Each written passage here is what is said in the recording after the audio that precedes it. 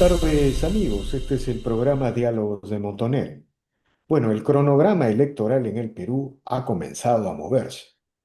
Como ustedes saben, hasta fines de octubre, exactamente, o hasta el 7 de noviembre, si bien la memoria no nos es esquiva, se presentan las fórmulas presidenciales y hay un periodo de primarias hasta el 7 de diciembre, de fines de noviembre hasta el 7 de diciembre, en la que los partidos deben elegir sus fórmulas presidenciales, sus candidatos al Senado, ¿no? A diputados y al Parlamento andino. Y hasta el 23 de diciembre es la fecha en que las fórmulas presidenciales y los candidatos al Congreso deben inscribirse. Es decir, en otras palabras, se está moviendo, como se dice, a todo vapor el cronograma electoral que quedará definido el próximo 23 de diciembre. Es decir, el Perú ya está en un pleno proceso de transición política.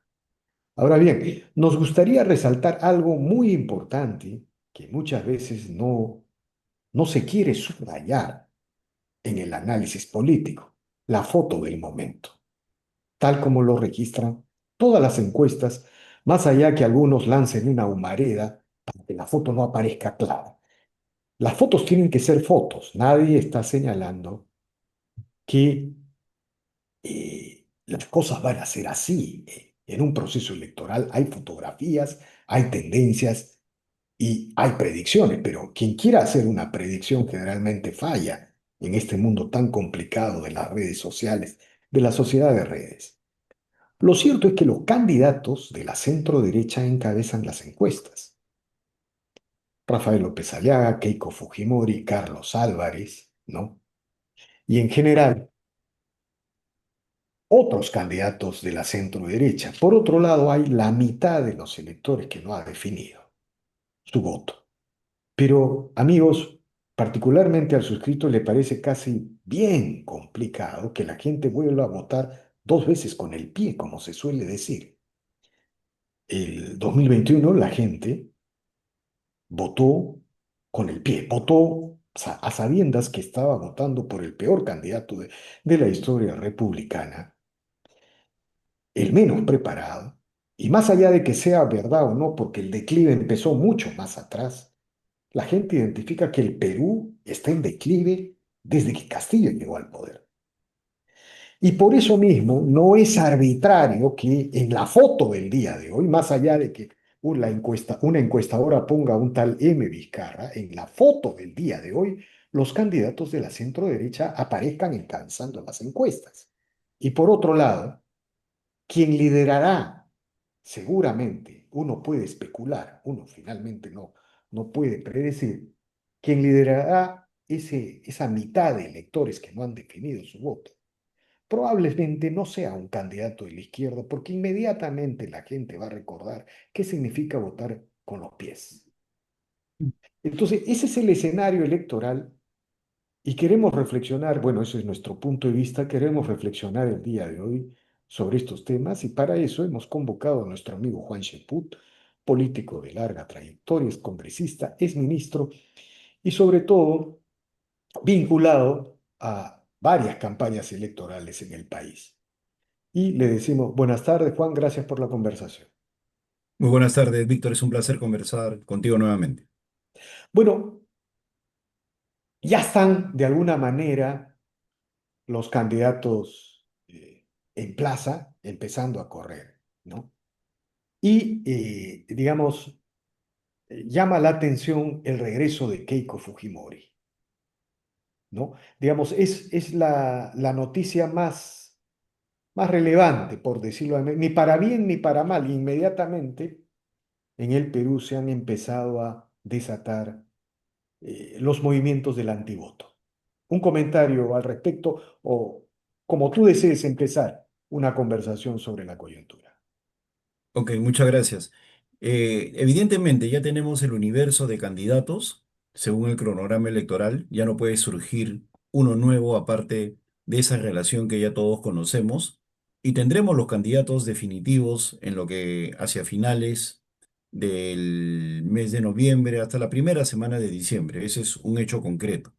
En tanto, ya se está calentando, en términos de campaña electoral, se está calentando el ambiente, pues desde el momento de que el 80% de los partidos presenta un solo candidato, una sola lista, pues se puede determinar que ese va a ser el representante final de dicha agrupación. Y como tú bien has señalado, tenemos el hecho que hasta hace poco se tenían las dudas que Keiko Fujimori iba a postular o no. Ella misma lo había manifestado, que estaba consultándolo con su familia. Ahora ya sabemos que va a postular acompañada de dos personas de su absoluta confianza y definitivamente ha empezado pues una suerte de antagonismos, de críticas, pero en ambos sentidos, ¿ah? No, para mí ha quedado claro que la que rompe fuegos es ella, ¿no? En Ujú. su discurso en el cual anuncia su candidatura, al señalar que ella no piensa postular al Senado porque no cree en premios consuelos. En política, toda acción genera una reacción. Se sintió aludido Rafael López Aliaga y obviamente contestó. Eso tiene sus pros y sus contras. Desde el punto de vista del debate político es aceptable, pero desde el punto de vista de que se puede llegar nuevamente a un clima de destrucción mutua en la derecha, es algo que se tiene que evitar para A no ver, me favorecer. gustaría detenerme ahí, Juan. Mira, qué interesante la imagen que recuerdas, ¿no? Keiko rompe fuegos, ataca a un candidato de la derecha y el otro candidato de la derecha le responde. La primera conclusión, el resurgimiento del antivoto, del antifujimorismo, hoy día, si las cosas se manejan bien, no necesariamente va a ser capitalizado por la izquierda como lo ha sido en las últimas 2 décadas, sino que Ujú. podría ser capitalizado desde el lado de la derecha. ¿Eso no te parece un elemento nuevo en el análisis de la coyuntura en este momento que vivimos? Claro, el antifujimorismo ya no es exclusivo de la izquierda, pero también es cierto que en ese proceso en el cual lideraba el antifujimorismo la izquierda y los grupos progresistas, se aupaban partidos de centro o de derecha. Es decir, era un universo mucho más amplio, pero el liderazgo indiscutible desde un primer instante, la exclusividad, por llamarlo así, del antifujimorismo, fundamentalmente basado en hechos que ocurrieron durante la década del 90, estaba básicamente en la agenda de los grupos de izquierda. Hoy día ya no es así. Hemos visto que sectores, inclusive de la élite empresarial, ya han manifestado un apoyo más diverso, más amplio, y no necesariamente al fujimorismo. No llega a ser un anti, pero sí es una suerte de abandono, de repente por la performance política que han tenido, de repente por aspectos ideológicos. Pero cuando vemos que hay discusiones que ponen en cuestión a Keiko Fujimori, que vienen de la derecha, específicamente de Rafael López Aliaga y de otros personajes que aún tienen bajo porcentaje en las encuestas, como Carlos Spa, por poner un ejemplo, pues simple y llanamente nos damos cuenta que ese tema ya no es exclusivo. El problema está en esa suerte de canibalización del voto. Estamos hablando de un sector que lamentablemente no tiene mayoría absoluta en el escenario electoral. Está bordeando de manera dura alrededor del 33-30%. Y esa cainización o canibalización del voto puede favorecer, por extensión, a otro tipo de grupos. Es decir, la pelea entre Rafael López Aliaga y Keiko Fujimori por carambola puede terminar favoreciendo a un grupo de izquierda o de centro u otro de la A misma ver, derecha. pero digamos, a ver, lo que pasa, ¿sabes qué, Juan? No nos explicamos, mira, siempre en las últimas 2 décadas, ¿no? Siempre antes de que volviera la posibilidad de la primera candidatura de Keiko, ¿no? Siempre había, excepto PPK, una propuesta de izquierda y una propuesta de derecha, que en este caso lo representaba Keiko Fujimori. Eso ha cambiado radicalmente. Hoy, esa anomalía que fue PPK tiene varios PPKs. Bueno, un tipo PPK de derecha con rasgos populistas podría ser López Aliaga, otro podría ser Carlos Álvarez, otro podría ser Carlos Spa, por ejemplo, ¿no? Otro podría ser Philly Butter, ¿no? Esa Ujú. es la gran novedad de la No, coyuntura. pero mira, si analizamos las elecciones solo de este siglo, en el año 2001 tenemos una confrontación que tuvo ribetes estelares en la discusión de los programas de gobierno entre Alan García y Alejandro Toledo. En el año 2006, nuevamente predomina el debate ideológico más que el de etiquetas entre Ujú. Lourdes Flores, Alan García y Ollanta Humala. La disputa entre Lourdes Flores y Alan García benefició a Ollanta Humala, que al final pasó a la segunda vuelta con Alan García que lo derrotó.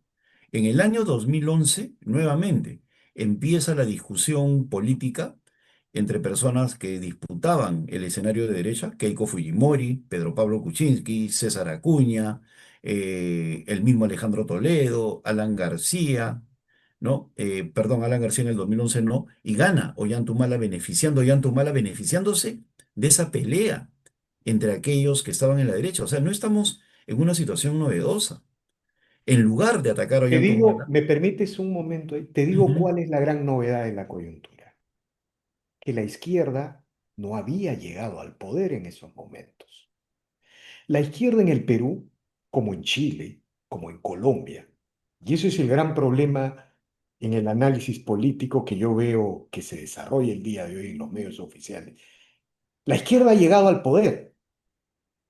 O sea, no es que la izquierda, o sea, los progresistas en el Perú quieren decir que todos los problemas del Perú tienen que ver con este Congreso. No, la izquierda llegó al poder. O sea, claro, eso la no se izquierda había puede. llegado a nivel municipal, ¿no? Tanto Claro, esa es la gran con, novedad. con Barrantes y Susana Villarán, ya Bueno, sabíamos más o menos cómo eran, que no eran un dechado de virtudes, pero definitivamente es Ollanta Humala el que la coloca en la primera línea, y luego al ser gobierno, en el año 2011 creo que empieza la debacle de los 10 primeros años que fueron de crecimiento económico absoluto y que nadie puede negar entre el 2001 y el 2011. Se empieza a saturar las planillas del Estado con gente yendo en contra de todos los procesos de reducción de la burocracia, no del papel del Estado, pero sí de la burocracia. Empieza una suerte de populismo de izquierda que genera pues la situación caótica en la cual estamos. O sea, si hay que ver algún germen, está en claro, ese pero gobierno hay de algo Ollanta más, Humala. mi estimado Juan. Pedro Castillo es una bomba atómica. O sea, Ujú.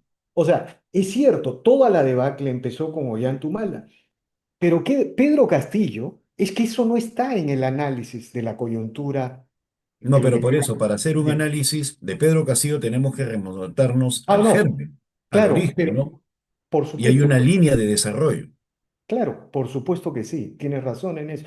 Pero yo lo que quiero decirte es que no es arbitrario que después de la bomba nuclear que representó Pedro Castillo, donde todo se fue abajo, y nadie va a poder cambiar esa verdad por más que digan que la derecha apoyó a Dina Boluarte y esa es la causa de la destrucción. Eso es un discurso que muy rápidamente se desmonta si hay un líder político en el país, ¿no es cierto? Claro, pero el problema es que no son capaces de desmontarlo. O sea, yo estoy Claro. actuando con total realismo. O sea, en estos momentos hay temor en decir Dina Boluarte fue un desastre, porque la respuesta de la izquierda va a ser, pero si ustedes colaboraron con ella. No, no, está O sea, bien, pero en pero ese sí, momento, pero ¿cómo se esa- compensa eso? Pues simple y llanamente con hechos, con data, con evidencia, con política. Y lo que estamos viendo en estos momentos es no ir a esos elementos que son claves en una campaña, sino en ir a la descalificación personal, que la vaga, que el borracho, que eso, que el otro, y creer ilusamente que las batallas electorales se ganan con troles o con cuentas falsas. Yo o creo sea, que lo único que tú, se logra con eso es descalificar al adversario y jugar para un adversario que muy comunistamente sabe esperar, sabe trabajar al desgaste, ¿no? Como diríamos pero antiguamente, ¿no? Son rusos, ¿no? Saben tú, retroceder. Y tú desde ese dirías, punto de vista creo que se está cometiendo un error político. tú dirías entonces que este inicial cruce de espadas entre Keiko y López Aliaga debería calificarse programáticamente, es decir, debería desarrollar un nuevo escenario, un escenario que no no existe pues desde PPK para acá, como tú has señalado correctamente, Ujú. recordándonos las campañas anteriores. Claro, lo que sucede es que en esos momentos, al ir a la descalificación, los dos se perjudican, que es lo que estamos viendo. Mira, y no son los primeros. Ir a la descalificación ha hecho que se estanque, por ejemplo, Philip Butters. ¿Quién Exactamente. es la persona que no está descalificando y ha pasado de 0,1% a uno y pico? Tampoco tiene 2, según lo que me han dicho, pero sí ha crecido un poco. Carlos Spa, ¿no? Entonces, hay un electorado ávido, inteligente, ¿no? De propuestas, porque quiere salir de esta situación. Habrá quienes dicen equivocadamente, no, así no se gana una elección. Se equivocan. Si analizan las elecciones, los procesos electorales de los últimos años, el Perú de este siglo es un Perú que no quiere vivir en la pobreza, es un Perú que quiere desarrollarse, es un Perú que quiere el crecimiento económico, es un Perú que desea la seguridad para que sus emprendimientos puedan surgir. Entonces, muchos candidatos están hablando con un lenguaje premoderno, creyendo que el Perú sigue siendo profundamente pobre, cuando lo que hay es una informalidad, ¿no? Pero que les permite a la gente vivir con cierto nivel de decencia. O sea, hay que reconocer esos fenómenos. Y cuando optan por la descalificación personal, por el insulto, por el agravio, por una serie de etiquetas, lo único que están es la destrucción mutua y están beneficiando a sectores que de repente todavía no surgen, pero podrían surgir. Uno de ellos es Johnny Lescano, por ejemplo, Ya. ¿no? Ahora, pero mira, ve, mira, acá quiero plantearte otro tema. Claro que puede surgir Johnny Lescano y, bueno, López Chao, en fin, ¿no? Claro. Pero otra vez, el nuevo escenario, ¿ya? O sea, si hubiera una guerra de desgaste entre Keiko Fujimori y López Aliaga, lo más probable, lo más probable es que el outsider sea Carlos Álvarez o Carlos Spa. Carlos Páez, ¿no? Los dos Carlos, ¿no? Los dos Ujú. Carlos, eso es lo más probable. Y vienen de la derecha, ¿por qué no la izquierda? Porque en el momento en que López, escuchen el discurso de López Chao, el discurso de Johnny Lescano, o el discurso de cualquier personaje de la izquierda, inmediatamente la gente va a recordar a Pedro Castillo. Yo Ya, pienso que no es así. bueno, entonces, bueno, es que eso es, Mira, ahí en nos el año, quedamos. en el año 2021, estimado Víctor, un periodista importante como Beto Ortiz, en un panel compuesto por Philip Butters y Milagros Leiva, me dijo que no creían que un candidato apoyado por Sendero Luminoso le pudiera ganar a Keiko No, Fujimori en la segunda un vuelta. momento, permíteme una No, pero interrupción. Permíteme una permíteme terminar la interrupción, idea, Juan. ¿no? No estaba solamente apoyado por Sendero Luminoso, estaba apoyado por todo el progresismo nacional que el De acuerdo, día de pero lo hoy que, señala que, digamos, señala que nada, no hay una foto en la encuesta. de acuerdo, O pero sea, no mira, era al final solamente. terminó ganando y ampliamente, sobre todo en regiones como las del sur, que ahora mismo se está repitiendo el fenómeno. Lo que yo quiero decir es que la política no se rige por las leyes de la lógica. La antipatía a la derecha, ya no contra Keiko, pero sí contra la derecha, se puede manifestar, porque la ve inútil para combatir, por ejemplo, fenómenos como el de la inseguridad. No hay que descartar, lamentablemente, la posibilidad de que surjan. El peor error que pueden cometer los partidos de derecha es creer que ya la tienen ganada simplemente recordando a Pedro Castillo.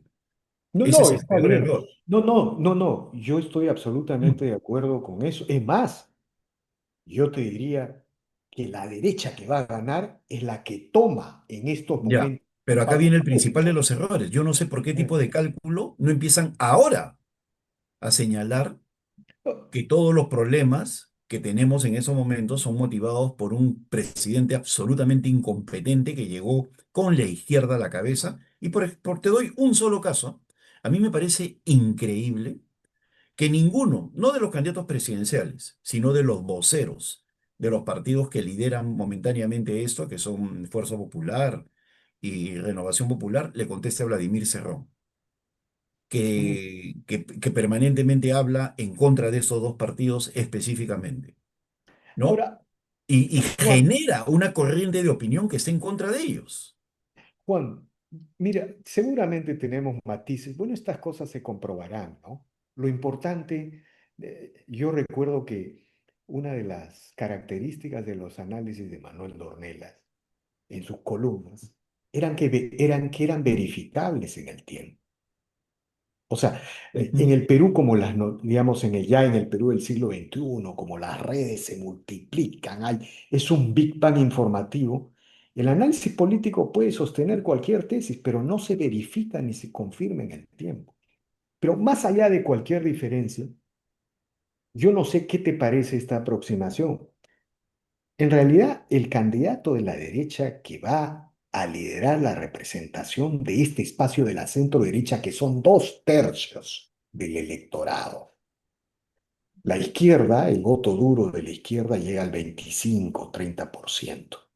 Es otro elemento que nos olvidamos, ¿no? Lima y el norte siempre van a votar de una manera, han votado.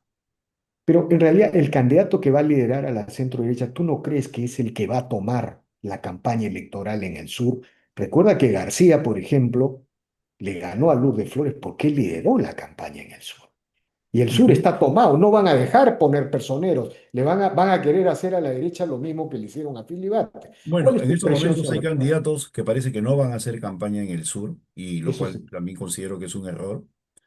Pero hay otros que sí llegan, como Carlos Álvarez y probablemente el mismo Carlos Spa, que no tienen rechazo en el sur. Y estamos hablando de un 20% del electorado que en algún momento votó el 80% por Pedro Castillo y ha votado históricamente por encima del 60% por opciones de izquierda. O sea, es un sector que no se puede abandonar. Lo que yo planteo en términos de análisis político es que simple y llanamente dejen de estar desangrándose, atacándose mutuamente, pues eso está beneficiando de carambola a terceros. O sea, en política es fundamental saber quién es mi enemigo, elegir al adversario. Y acá están completamente equivocados eligiendo al adversario. Philip Butters inicialmente empezó en una guerra contra el entonces alcalde de Lima, Rafael López Aliaga, y mira dónde está.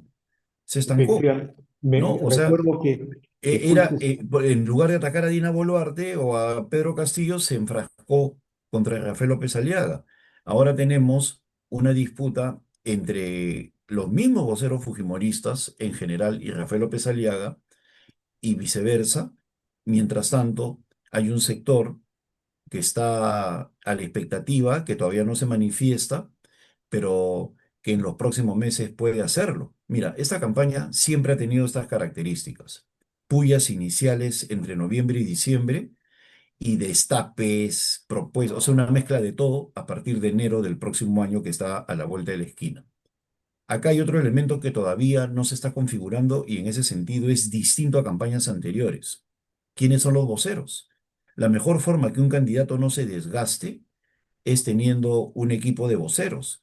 Yo veo que la misma Keiko es la que ha empezado en ese tema de confrontar con Rafael López Aliaga y Rafael le ha contestado y era un trabajo antes de la vocería. Los voceros son importantes, no necesariamente tienen que ser candidatos al Senado o a las vicepresidencias, pero no noto esa consistencia política alrededor de los principales candidatos. ¿Qué es lo que pasa cuando no hay voceros? El desgaste es inmediato del candidato, de inmediato. Y Interesante. al ser ellos los protagonistas del debate, por la ausencia de una vocería adecuada, pues simple y llanamente tú ves los resultados en que Rafael tenía 12 puntos, ahora tiene 9, Keiko tenía 16 el año pasado, ahora tiene 7, ¿no? Carlos Álvarez se mantiene en 5, 4, ¿no? Entonces, se tiene que entender que las políticas son ejercicios colectivos. Y yo ese aspecto de la política todavía no lo veo. Por ejemplo, ¿quién será el vocero de Carlos Spa? No veo a nadie con un Ujú. peso político interesante alrededor de él y eso le va a costar. ¿No? En el caso de Philip Butters, igual, el monopolio de la polémica lo tiene él. El monopolio de la polémica no existe en una campaña electoral. Ahora, Tiene que... permíteme insistir en el tema del sur. Lo más probable es que la derecha no ponga personeros en el sur, que la estrategia de la izquierda y discúlpame, del eje bolivariano, Ujú. a ejercer violencia, organizarse para impedir que la derecha ponga personeros del sur. ¿Tú no crees que en general la centro derecha, es decir, todos los partidos democráticos del Perú deberían formar un gran frente para hacer valer el voto en el sur? Porque ese fue el gran problema de la segunda vuelta con Pedro Castillo. Claro, y hay que entender de que pueden ser informales un gran sector de empresarios en el sur, pero son empresarios al fin y al cabo, y que se ven perjudicados pues en un clima de violencia generalizada, de delincuencia organizada y todo ese tipo de cosas. El informal no es un delincuente. Hay informales que están metidos en el comercio, en el turismo, en la minería, en un montón de lugares que están esperando también una decisión adecuada, que están buscando un crecimiento económico, que están buscando formalizarse y que no son enemigos de la derecha. Sin embargo, se cree, se generaliza que la informalidad puede ser ilegal cuando no es así, y a esos sectores que son rurales y urbanos, pero de empresarios que están en el sur, a los que se tendrían que dirigir. Yo he tenido oportunidad de conversar en Arequipa y en el Cusco, en Puno no, pero sí en Arequipa y Cusco, y pequeños empresarios que no quieren saber nada con la izquierda. Mm, Pero sin embargo dicen, el problema es que creen que todos los cusqueños somos enemigos, ¿no? Cuando no es así. claro. El empresario hotelero que está, por ejemplo, en Machu Picchu, en Aguas Calientes, quiere tranquilidad, Yo te ¿no? Y así, planteo, por poner un pequeño ejemplo, el Cusco, mira, el Cusco, que vive del turismo, se puso en contra. ¿De quién? Del señor Pedro Castillo y al inicio de Dina Boluarte por las revueltas.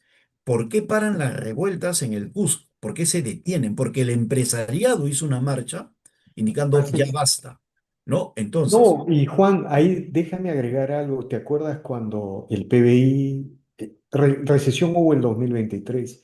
El PBI del sur cayó 20, 30 puntos, ujú, ¿ya? Por la quiebra del turismo en el Cusco, en Puno, en Arequipa, y claro, mira, o las sea, si familias, nosotros, las familias no tenían para comer. yo he Entonces, escuchado, y mira, yo tengo la suerte de intervenir en programas radiales en el Cusco. ¿Y qué es lo que me dicen los entrevistadores o los propios empresarios con los que comparto eh, algún tipo de entrevista? El Cusco hace rato se ha debido recuperar de su periodo prepandemia y no lo ajá, hace por la inestabilidad política. así es. Entonces, ¿quién va con ese tipo de propuesta, con ese tipo de discurso, esos empresarios? No son malos, no son personas que estén Una, votando u- única y una vez exclusivamente más, por mí. una vez más, todos estos datos, cada vez digamos, me convenzo más de que hay un nuevo escenario que no está en el análisis político, ¿ah?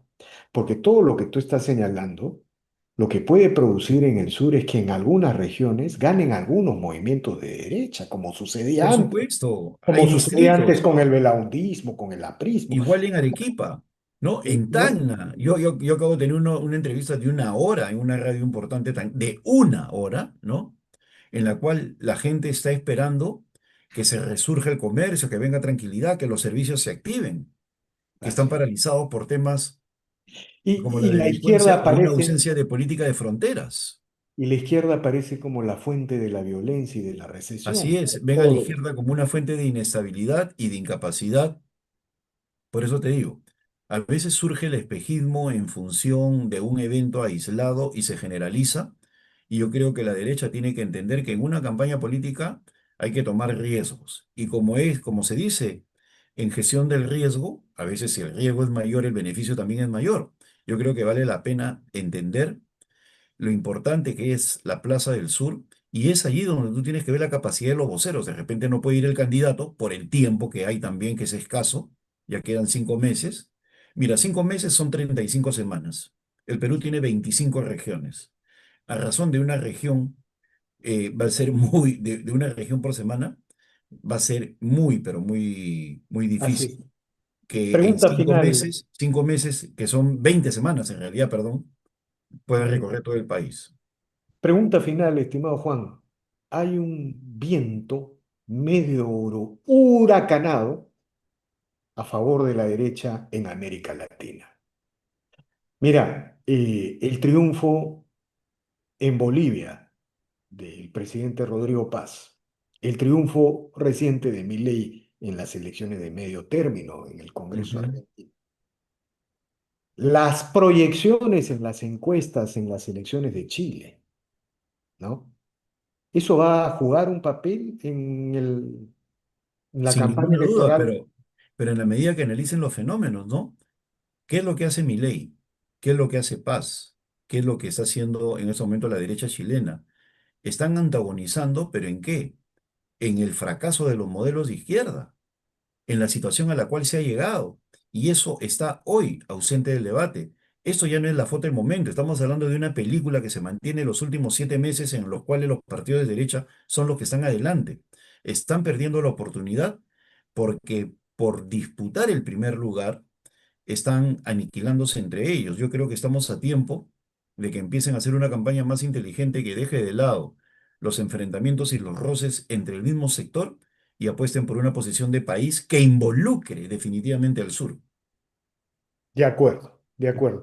Infinitamente agradecido por esta interesante y reveladora entrevista, estimado Juan.